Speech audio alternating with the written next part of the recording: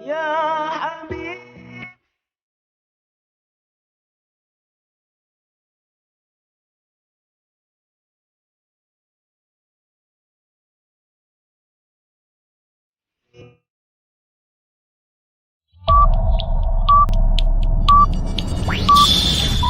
Ten, nine, eight, seven, six, five, four, three, two, one, zero.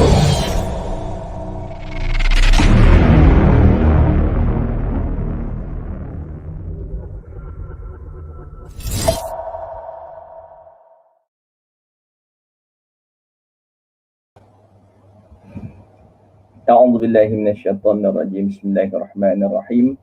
Assalamualaikum warahmatullahi wabarakatuh.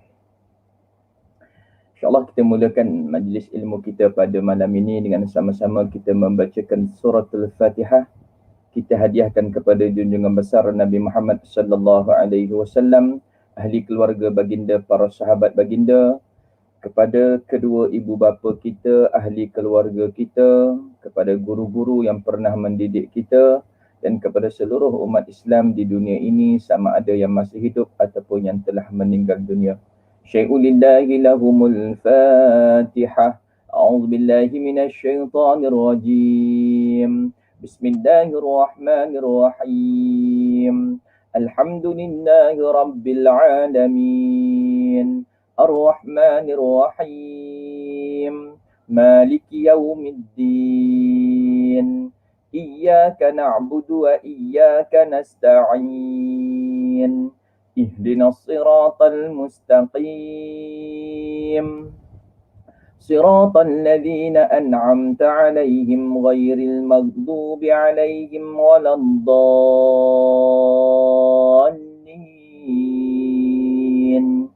Amin. 10 ayat pertama surah Al-Kahfi sebagai pendinding kita di akhir zaman ini, insya-Allah. A'udzu billahi minasyaitonir rajim. Bismillahirrahmanirrahim. Alhamdulillahilladzi anzala ala 'abdihi al-kitaba wa lam yaj'al lahu 'iwaja قيما لينذر بأسا شديدا من لدنه ويبشر المؤمنين الذين يعملون الصالحات أن لهم أجرا حسنا ماكثين فيه أبدا وينذر الذين قالوا اتخذ الله ولدا ما لهم به من علم ولا لآبائهم كبرت كلمة تخرج من أفواههم إن يقولون إلا كذبا فلعلك باخئ نفسك على آثارهم إن لم يؤمنوا بهذا الحديث أسفا إنا جعلنا ما على الأرض زينة لها لنبلوهم أيهم أحسن عملا وإنا لجاعلون ما عليها صعيدا جرزا أم حسبت أن أصحاب الكهف والرقيم كانوا من آياتنا عجبا إذ أوى الفتية إلى الكهف فقالوا ربنا آتنا من لدنك رحمة وهيئ لنا من أمرنا رشدا صدق الله العظيم. Alhamdulillah, puji dan syukur kita panjatkan kepada Allah Subhanahu wa taala kerana pada malam ini kita ditemukan oleh Allah Subhanahu wa taala dalam perancangan Allah, qada dan qadar yang ditentukan oleh Allah Subhanahu wa taala. Kita bertemu dalam kuliah selepas Isyak. Jarang orang buat kuliah selepas Isyak ni. Biasa orang buat kuliahnya selepas Maghrib, antara Maghrib dengan Isyak. Dia kalau kuliah selepas Isyak ni hanya orang-orang terpilih saja. Istilahnya macam tu. Sebabnya istilah kalau di, ini mukadimah ni, istilah kalau di masjid ataupun di surau, Ada beberapa kategori orang yang berada di masjid dan di surau ni sebelum pandemik lah. Dia berada dalam kuliah ataupun berada dalam majlis ilmu di masjid dan di surau. Ada yang memang betul-betul nak mengaji. Ada yang orang kata dah tak ada kerja lain, tak nak balik, duduk je lah. Bergantung pada niat masing-masing. Tapi ala kulli hal, apa sahaja niat mereka, orang yang berada dalam majlis ilmu tetap, Allahu Akbar, akan didoakan oleh para malaikat. Subhanallah, itu kelebihan.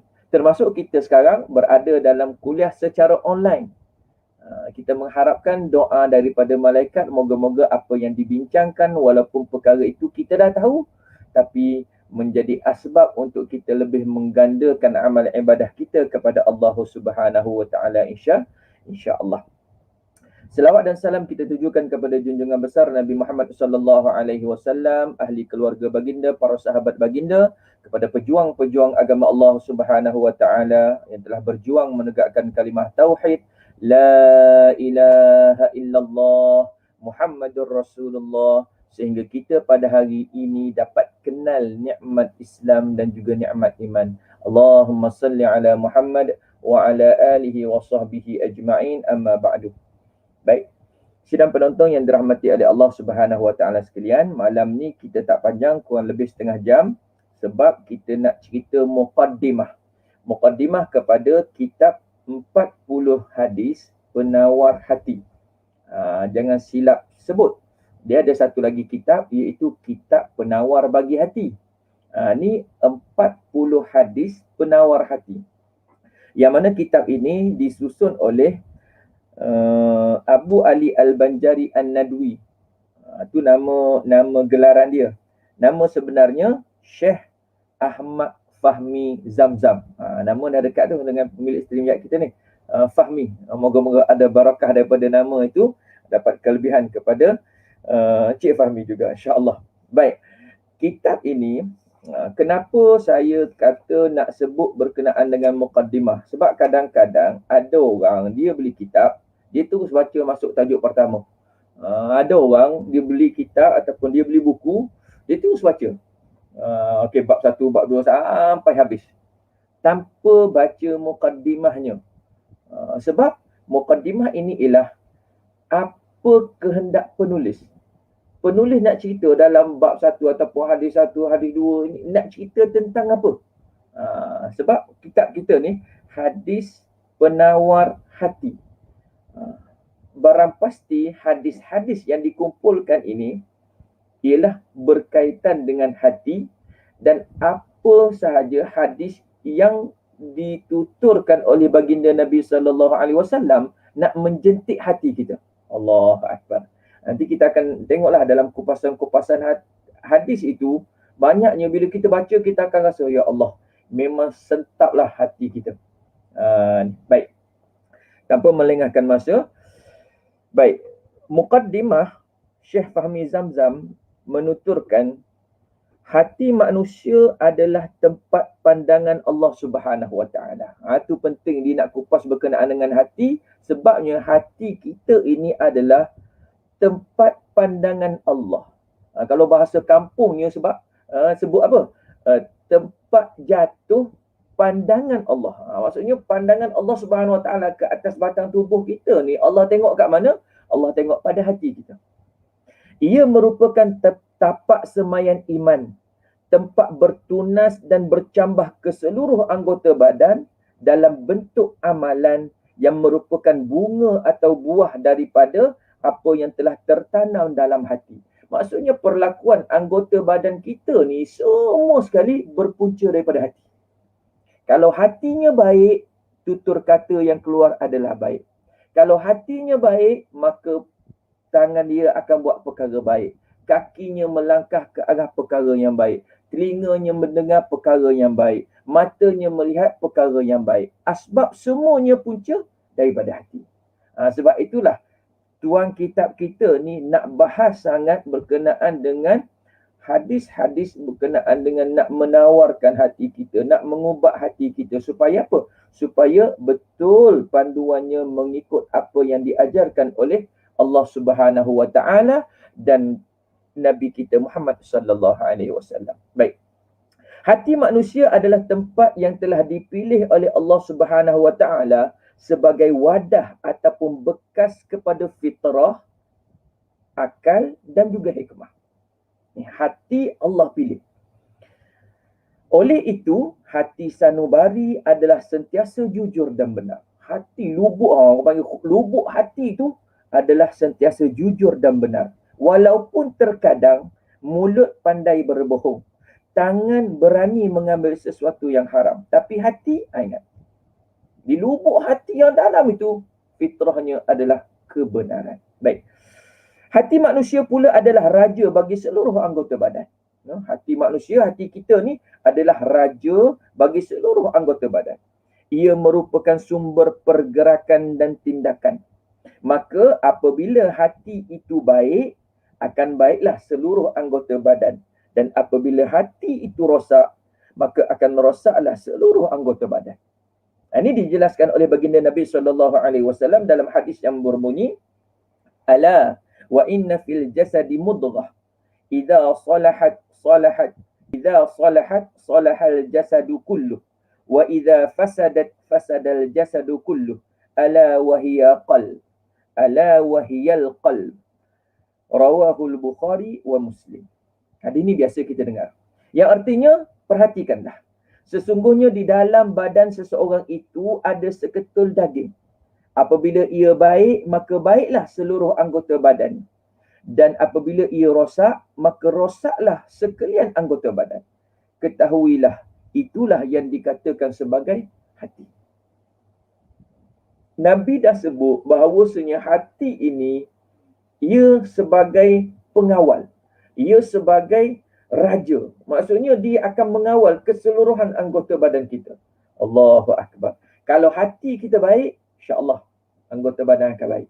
Tapi kalau hati tu ada perasaan hasad, ada perasaan dengki, ada perasaan tak puas hati pada orang, itu yang menyebabkan kita akan buat satu-satu tindakan yang menyebabkan kita akhir sekali binasa.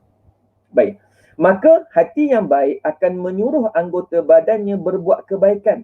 Dan sebaliknya hati yang rosak akan menyuruh anggota badan berbuat kerosakan dan kemaksiatan. Kita tengok mudah aja. Dalam kehidupan kita seharian, kalau hati kita ni memiliki hati yang baik, kita akan mudah untuk ikut dan buat arahan Allah Subhanahu Wa Taala dan juga apa yang diajarkan oleh baginda Nabi sallallahu alaihi wasallam. Ambil contoh mudah, kita bangun pagi. Yang biasa kita buat hari-hari. Kita bangun pagi, antara perkara yang diamalkan ataupun diajarkan oleh baginda Nabi sallallahu alaihi wasallam, bangun saja, kita buka mata, kita membacakan doa. Alhamdulillahilladzi ahyana ba'dama amatana wa ilaihin nusyur. Pemilik hati yang baik dia akan menggerakkan. Sebab dia dah belajar. Daripada sekolah rendah, sekolah agama, masuk sekolah menengah, masuk universiti. Doa ni memang sentiasa didengari. Hati yang baik, dia akan arahkan supaya apa? Buka aja mata, mulut pun buka. Buka apa? Sebut Alhamdulillah. Paling ringkas pun, Alhamdulillah. Terima kasih ya Allah. Hati yang tak baik, dia mengarahkan apa? Hati yang tak baik, dia tak ingat pesan Nabi SAW. Dia bangun, dia menggeliat. Allahu Akbar. Habis satu taman dengar. Itu tak ada dalam sunnah Nabi SAW. Tengok. Bila kita memiliki hati yang baik, dia akan menyuruh anggota badan kita berbuat kebaikan. Serta buka mata, mulut pun Alhamdulillahilladzi ahyana ba'dama amatana wa ilaihin nusyur. Allahu Akbar. Berterima kasih kepada Allah Subhanahu Wa Taala sebab apa? Sebab kita hidup lagi. Sebab ada yang Allah Subhanahu Wa Taala tarik nyawanya ketika dia sedang tidur. Itu tak nak huraian panjang. Baik, pada mulanya kata pengarang kitab kita, hati setiap insan adalah baik. Awal-awalnya hati ni adalah baik. Hati seseorang telah diciptakan oleh Allah Subhanahu Wa Taala menerusi fitrah manusia yang semula jadi. yang meminati dan mencintai setiap yang baik dan membenci setiap yang tidak baik. Tengok. Dinyatakan di sini bahawasanya asal penciptaan hati ini fitrahnya suci. Sebab itu kalau kita tengok anak-anak yang dilahirkan, dan Nabi SAW sebut bahawasanya anak-anak dilahirkan dalam keadaan fitrah suci. Sebab apa? Mereka tak, dalam perut mereka tak nampak apa-apa. Bila dia keluar tu dalam keadaan mereka tak tahu apa lagi. Maka atas didikan. Kalau dia tengok kat rumahnya mak dan ayah asyik bergaduh, tu yang akan jadi tarbiyah kepada diri dia. Allahu Akbar. Baik. Maka atas dasar inilah terletaknya hukum taklifi ataupun hukum-hukum syarak kepada seseorang. Kemudian lalu Allah Subhanahu wa taala menyempurnakan pemberiannya kepada insan dengan mengutus para rasul yang membimbing manusia ke jalan kebenaran, dan juga Allah Subhanahu wa taala menurunkan kitab-kitab untuk menjadi pegangan hidup dalam di dunia ini dan untuk menjamin kebahagiaan mereka di hari akhirat nanti. Maka Allah Subhanahu wa taala sempurnakan. Kalau hati saja tak ini, akal saja tak ada, dia kena ada pimpinan wahyu dan orang yang mengajarkan wahyu tersebut. Pimpinan wahyu iaitu kitab-kitab suci yang diturunkan oleh Allah Subhanahu wa taala kepada kita. Dan pemimpin ataupun orang yang mengajar kepada wahyu itu ialah para rasul yang diutuskan oleh Allah Subhanahu wa taala kepada kita. Maka barang pasti, kalau kita melihat kepada rukun iman yang 6, beriman kepada Allah, beriman kepada malaikat, beriman kepada rasul, beriman kepada kitab, beriman kepada hari kiamat, beriman kepada qada dan qadar. Antara yang disebutkan di sini ialah berkenaan dengan wahyu dan juga para rasul. Ini adalah petunjuk ataupun pedoman bagi kita. Nak tahu apa yang Allah nak supaya kita buat, kena rujuk Al-Quran, kitab kita. Nak lebih detail, tengok bagaimana yang mengajarkan kitab itu, yakni Nabi kita Muhammad sallallahu alaihi wasallam. Maka apabila manusia mengikuti jalan yang ditunjukkan oleh para rasul dan berpegang teguh dengan kitab-kitab yang diturunkan, mereka akan dapat memperoleh petunjuk yang akan membawa mereka mencapai keredaan Allah Subhanahu wa taala dan terhindar daripada jalan kesesatan yang dimurkai olehnya. Allahu Akbar. Bila manusia ikut jalan yang ditunjukkan oleh para rasul. Tengok jelas dalam mukaddimah ini menyatakan bahawasanya bila manusia ikut petunjuk rasul.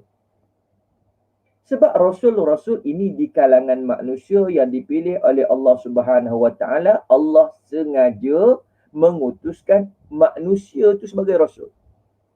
Menjawab kepada persoalan orang kafir Quraisy dulu, dia kata apa? Kenapalah Allah tak turunkan malaikat jadi rasul? Sebab Muhammad manusia macam kami je. Makan, tidur, berkahwin dan sebagainya. Tak suci daripada kesalahan. Mereka berjah. Kalaulah malaikat confirm kami ikut. Allah lebih bijak. Sebab apa?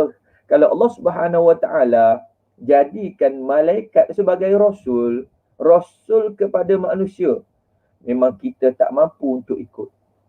Tujuan pengutusan para rasul nak supaya manusia ni boleh ikut. Sebab sama-sama manusia. Kalau jin dijadikan rasul untuk manusia, pun kita dah tak boleh nak ikut dah. Sebab apa? Jin berada di alam ghaib. Begitu juga malaikat yang didakwakan oleh orang kafir Quraisy ketika itu. Kalaulah malaikat. Malaikat sifat dia, sifat malaikat. Yang pertama, malaikat ni ghaib. Walaupun malaikat ni boleh menjelma dalam keadaan rupa bentuk manusia dan sebagainya. Yang kedua, malaikat ni tidak makan, tidak minum. Malaikat tidak berjantina. Malaikat tidak berkahwin. Allahu Akbar. Macam mana manusia nak ikut tu? Allahu Akbar. Tak boleh. Sebab kalau logik akal pun dah tak logik lah. Cuma kenapa orang kafir Quraisy ketika itu mendakwa ataupun berhujah, kenapa tak diturunkan malaikat untuk kami ikut? Sebab sengaja buat hujah untuk tak ikut. Itu je. Itu je jawapannya. Allah Subhanahu Wa Taala jadikan para rasul untuk kita ikuti. Kenapa? Ya, senang untuk kita ikut. Kita boleh lihat. Kita tu maksudnya para sahabat ketika itulah. Kita sekarang berdasar kepada hadis-hadis baginda Nabi SAW dan apa yang dicontohkan oleh sahabat, tabi'in, tabi'in, kemudian terus para ulama sampai kita sekarang. Ambil contoh daripada siapa? Daripada para nabi yang diutuskan oleh Allah Subhanahu Wa Taala, lebih-lebih lagi Nabi kita Muhammad sallallahu alaihi wasallam. Sebab kita makan. Jadi kita nak tengok macam mana Nabi makan. Sebab apa yang Nabi tunjuk itu adalah wahyu daripada Allah Subhanahu Wa Taala. Wa ma yantiqu 'anil hawa in huwa illa wahyu yuha. Nabi tak ucap sesuatu, tak buat sesuatu dengan hawa nafsu.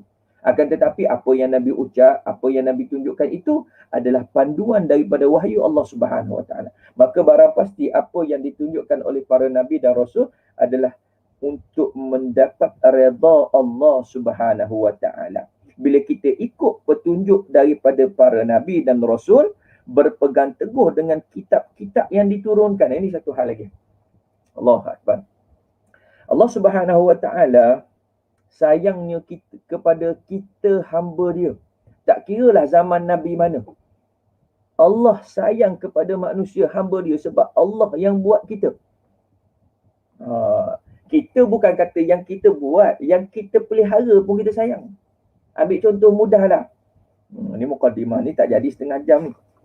Ada 3 muka surat lagi ni. Uish, ada 4 muka surat lagi mukadimah. Tak habis ni. Cik Fahmi tak habis ni.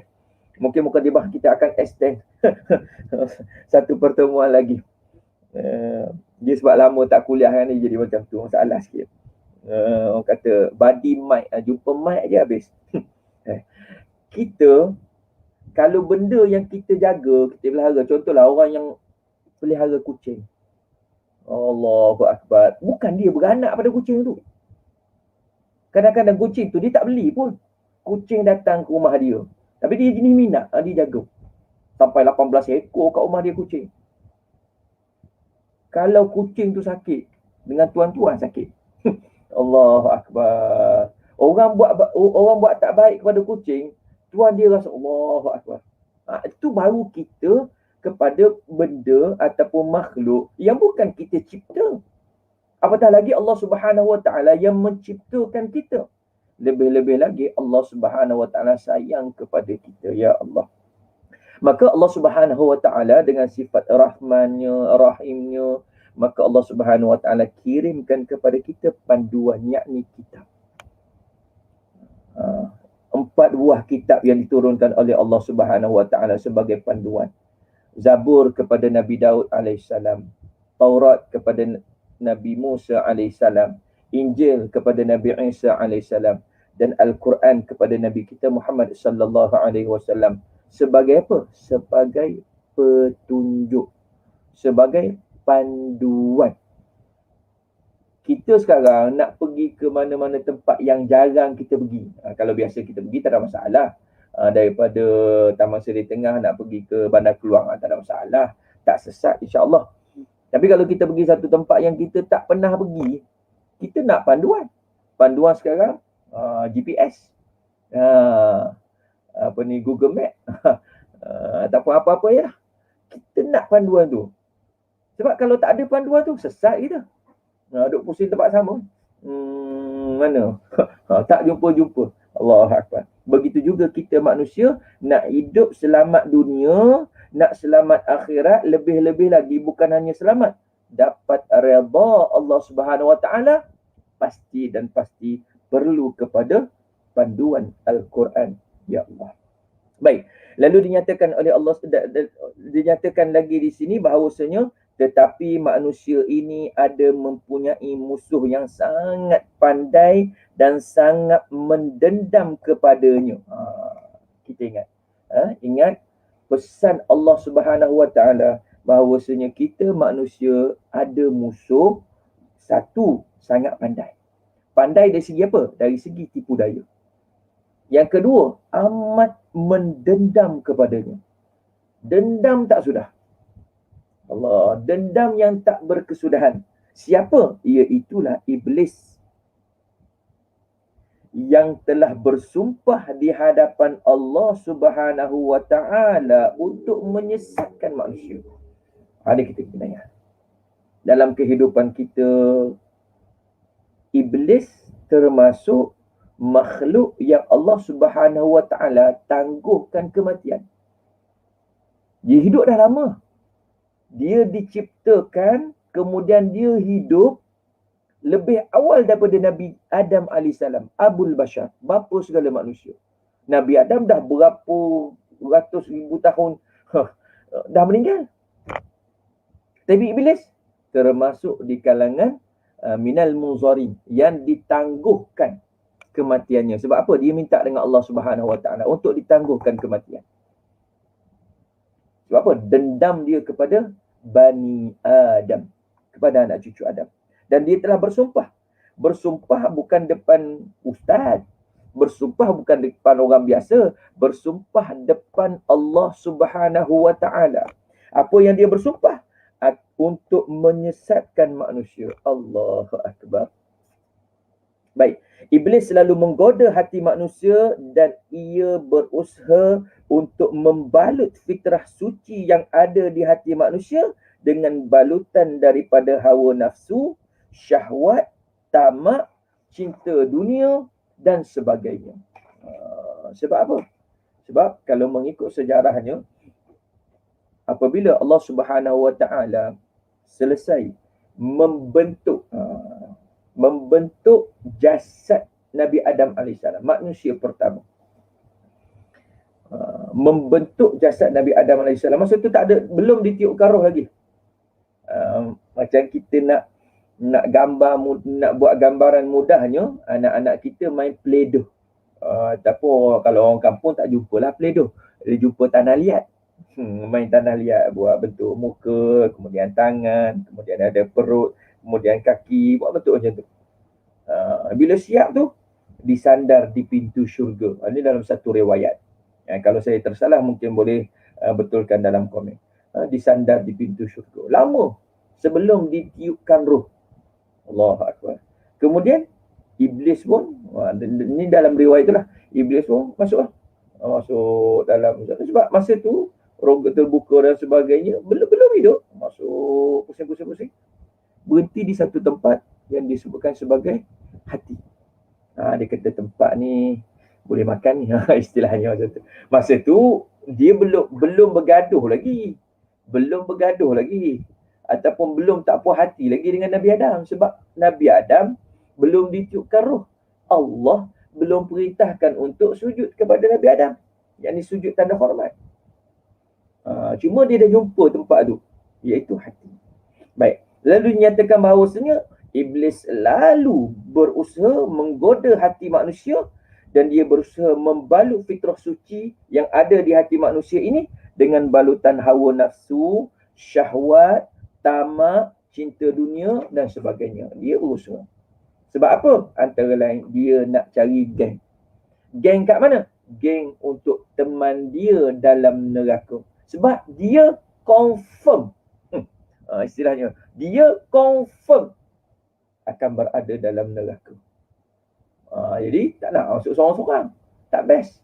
Jadi cari geng. Geng siapa? Orang yang terpedaya dengan hasutan iblis. Baik, dan dalam Al-Quran Allah Subhanahu Wa Taala terangkan antara lain cerita khutbah pertama iblis dalam neraka. Ada dalam Quran. Allah Akbar. Ini perbahasan yang panjang lah nanti. Baik, iblis tidak akan berputus asa dari mencapai matlamat yang telah disumpahkannya di hadapan Allah Subhanahu Wa Taala itu. Dia tak ada sifat berputus asa. Dia akan cuba juga. Sebagai contoh mudah, iblis ataupun tentera-tentera dia di kalangan syaitan, dia nak menghalang orang daripada sembahyang. ambil waktu subuh. Dibisikkan. Dibisikkan supaya jangan bangun lagi. Alah, baru masuk waktu subuh. Nak cepat ke mana? Kalau nak pergi kat masjid, orang baru sembahyang sunat. Belum iqamah lagi. Kita pun lena lagi. Kalau kita lawan, kita bangun juga. Pergi mandi, ambil air sembahyang dan sebagainya. Dia goda lagi cara lain pula. Sampai kita tak khusyuk dan sebagainya. Ada saja godaan-godaan yang dilakukan oleh iblis ini untuk apa? Untuk supaya kita sesat dan bersama-sama dengan dia. Baik. Ia akan berbuat segala sesuatu yang dapat memesongkan manusia dari matlamat hidupnya yang sebenar. Apa matlamat hidup kita? Mencari keredaan Allah Subhanahu Wa Taala. Itu matlamat hidup kita. Kita kena jelas matlamat hidup. Apa sahaja ujian yang berlaku dalam kehidupan kita, lebih-lebih lagi kita sekarang berhadapan dengan pandemik COVID-19. Walaupun dah nak berakhir 2021. Tetap namanya COVID-19. Tak apa. Jangan kita lari daripada matlamat asal. Matlamat asal kita dapat redha Allah Subhanahu Wa Taala. Macam mana nak mendapat redha Allah? Tidak lain tidak bukan wa ma khalaqtul jinna wal insa illa liya'budun. Tidak aku jadikan jin dan manusia ini kecuali untuk mengabdikan diri kepada aku. Itu kata Allah Subhanahu Wa Taala. Maka kita kena jelas matlamat. Maka apabila iblis masuk ke dalam hati seseorang, ia akan membisikkan kepadanya suatu kesenangan atau kebahagiaan dunia ini. Lalu ia mendorongnya untuk merebut peluang yang ada. Sedikit demi sedikit ditiupkan semangat nafsu dan syahwat yang telah sedia ada di hati manusia sebagai kesempurnaan fitrahnya. Seterusnya, apabila hati seseorang telah tergoda dan matanya telah tertutup dengan bayangan kelazatan nafsu dan syahwat, maka ketika itulah manusia akan melupakan Tuhannya sehingga ia berani berbuat maksiat yang mengakibatkan satu titik hitam telah tumbuh di lembaran suci fitrah yang ada di dalam hatinya. Allahu Akbar. Itu berjaya. Dia bisik je. Dia bisik je. Dan inilah yang akan didakwa oleh iblis di dalam neraka nanti. Dia kata, aku tak boleh buat apa-apa. Aku hanya bisikkan. Aku bisik je. Yang kau ikut tu apa pasal? Benda ni Allah Subhanahu Wa Taala dah rakamkan dalam Al-Quran. Sebab itulah bila kita baca Al-Quran, kita meneliti, maksudnya kita akan jumpa Allah. Benda ni Allah dah cerita dah. Yang aku ikut juga iblis ni kenapa? Allahu Akbar. Kat situ. Maka apabila kita, ialah, penerangan mudah, tak pernah dalam sejarah manusia iblis bagi duit kat seseorang, engkau pergi tikam nombor ekor. Bagi duit. Tak ada. Dia bisik je. Gila. Beli tak banyak. RM1 je sekeping. Kau beli 10 keping mana tahu. Kena. Kena makan tak habis. Dapat pula first prize. 1 juta. Dia bisik je. Dia tak bagi duit pun. Dan dia tak pernah target. Sini ni. Beratur. Ataupun dia tolong potong queue nak beratur. Tak ada. Dia hanya membisikkan. Orang yang tak kuat iman. Yalah. Nanti kalau aku dapat tu aku taubat. Allah. Tu pun dia bisikkan. Dia bisik. Tak apa. Engkau buat sekali, engkau buat salah. Nanti kau taubat lah. Allah terima. Tapi bila seseorang tu dah dapat habuannya, kena sekali, main lagi, kena sekali, main lagi, lalah, mati dalam keadaan tikam nombor ekor. Allah Akbar. Tak pernah dalam sejarah iblis ajak, ni kau pergi berzina. Dia tarik yang lelaki, dia tarik perempuan, kau berzina. Tak pernah. Dia hanya membisikkan. Apabila manusia, seseorang itu telah tergoda dan matanya tertutup dengan bayangan kelazatan hawa nafsu dan syahwat. Dah tak ingat. Dah tak ingat kepada Allah Subhanahu Wa Taala. Sehingga berani berbuat maksiat yang mengakibatkan satu titik hitam telah tumbuh di lembaran suci fitrah yang ada dalam hati. Allah Akbar. Setiap kali kita melakukan maksiat ataupun kesalahan ataupun disebutkan sebagai dosa, maka tumbuh satu titik hitam di hati kita. Kalau banyak, makin banyak, makin banyak, makin banyak, makin banyak. Akhirnya hati itu akan tertutup dengan titik-titik hitam ini. Itu yang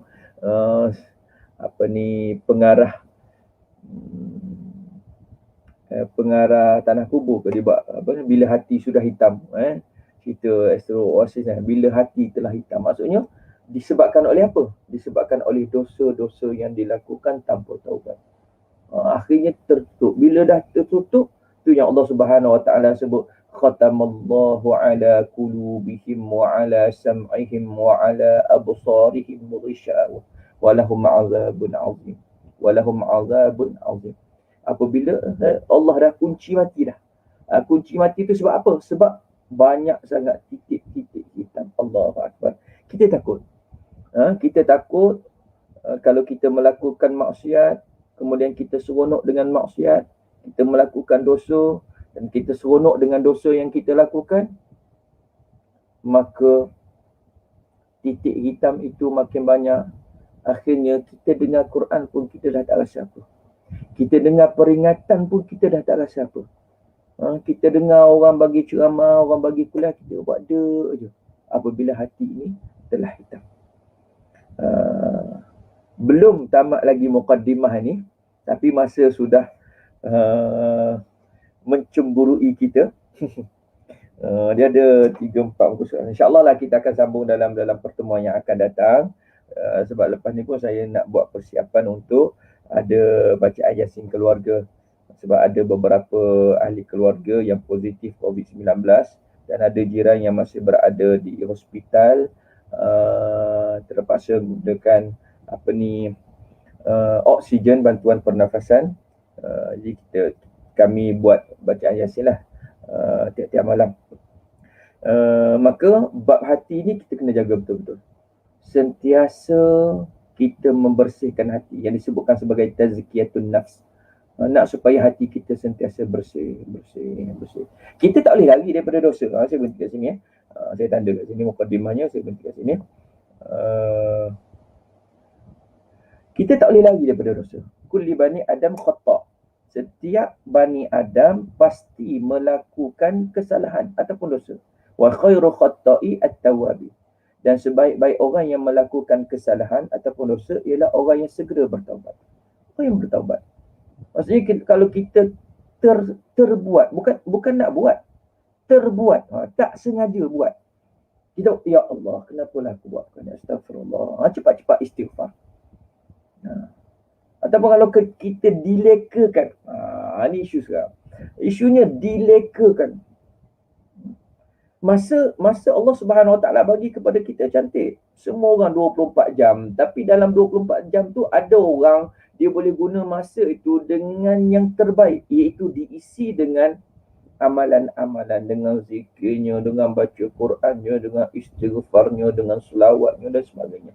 Tapi ada orang lalai daripada buat perkara ni. Dia dah asyik dengan apa? Dengan gadget. Kalau gunakan gadget ni untuk istighfar, okey, subhanallah, astagfirullah, okey lah. Ataupun mengira tasbih, subhanallah, okey. Tapi takutnya asyik duduk dengan WhatsApp, Telegram, WeChat, Instagram, Facebook, habis. Tapi kalau dia guna juga ni, sebab nak tengok sahabat Al-Furqan, kuliah tiap-tiap malam, tu okey, tak ada masalah. Cuma kalau kita tak gunakan, kadang-kadang kita lalai. Maka bila Allah sedarkan kita, sebab Allah sayang kepada kita. Bila Allah sedarkan kita, kita kembali, return. Kita kembali kepada jadual asal kehidupan kita. Sembahyang, jangan tinggal.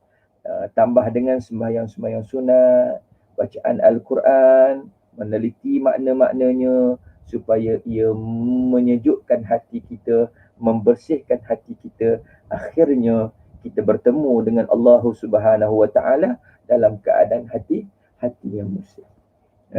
Pada ketika itu, bila kita bertemu dengan Allah Subhanahu Wa Taala, dah tidak ada guna Harta tak ada guna, anak pinak dah tak ada guna ketika itu. Yang bergunanya ialah qalbun salim, hati yang bersih, hati yang baik. Allahu Akbar. Kita sambung muqaddimah untuk kitab 40 hadis penawar hati ini pada pertemuan yang akan datang insya-Allah. Itu saja sekadar yang mampu untuk pertemuan pada kali ini. Ingat nak setengah jam je. Apa dah masuk 40 minit. Yang baik datangnya daripada Allah Subhanahu wa taala. Buruk dan lemah itu adalah kelemahan, kesilapan kita semua. Hakikatnya semua ilmu itu adalah milik Allah Subhanahu wa taala. Kita tutup dengan doa insya-Allah. A'udzu billahi minasyaitonir rajim. Bismillahirrahmanirrahim. Alhamdulillahi rabbil alamin, wassalatu wassalamu ala asyrafil anbiya'i wal mursalin sayyidina Muhammadin wa ala alihi wa sahbihi ajma'in. Allahumma anfa'na bima 'allamtana wa 'allimna bima yanfa'una wa zidna 'ilma. Allahumma arzuqna 'ilman nafi'a wa rizqan wasi'a wa 'amalan salihan mutaqabbala. Allahumma inna na'udzu bika min 'adzabi jahannam wa min 'adzabil qabr wa min fitnatil mahya wal mamat wa min syarri fitnatil masiihid dajjal. Allahumma ya muqallibal qulub sabbit qalbi sabbit qulubana ala dinika wa ala ta'atik. Allahumma inna na'udzu bika minal barasi wal junun wal juzam wa min sayyi'il asqam. Bismillahilladzi la yadurru ma'asmihi syai'un fil ardi wala fis sama' wa huwas sami'ul alim.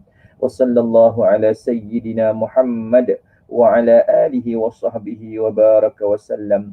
Walhamdulillahi rabbil alamin. Taqabbalallahu minkum minna minkum taqabbal ya karim. InsyaAllah kita jumpa lagi. Assalamualaikum warahmatullahi wabarakatuh.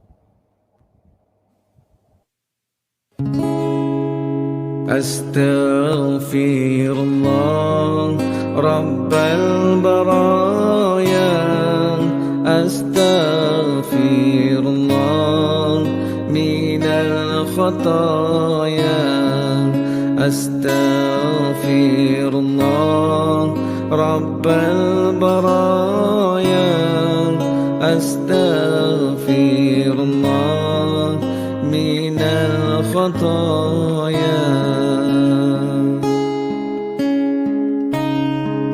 Rabbi zidni ilman nafi'an wa wafiqni amalan maqbulan wa wahab li rizqan wasi'an wa tub alaina taubatan nasuha wa tub alaina taubatan nasuha.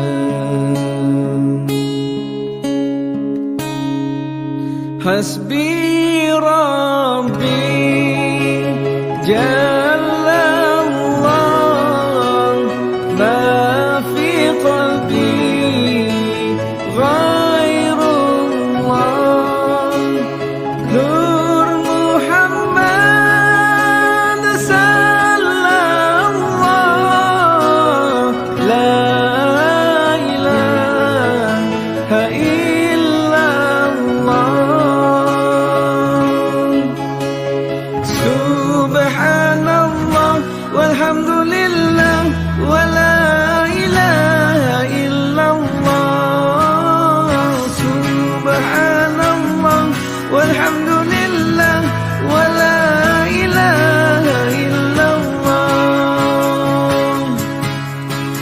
Allah, Allah, Allah, ya Allah, Allah, Allah, Allah, ya Allah.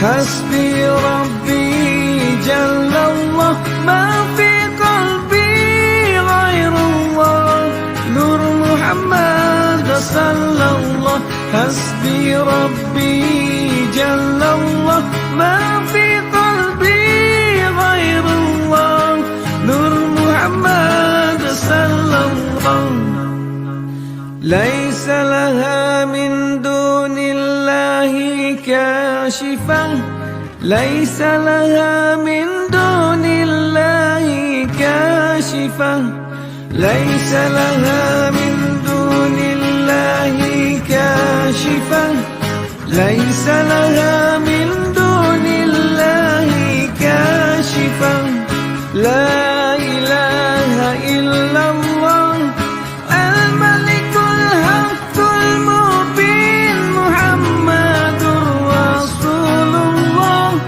صادق الوعد الأمين لا إله إلا الله الملك الحق المبين محمد رسول الله صادق الوعد الأمين أستغفر الله إن الله كان توابا أستغفر الله إن الله كان توابا أستغفر الله إن الله كان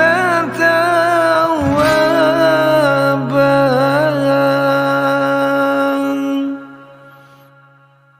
أستغفر الله إن الله كان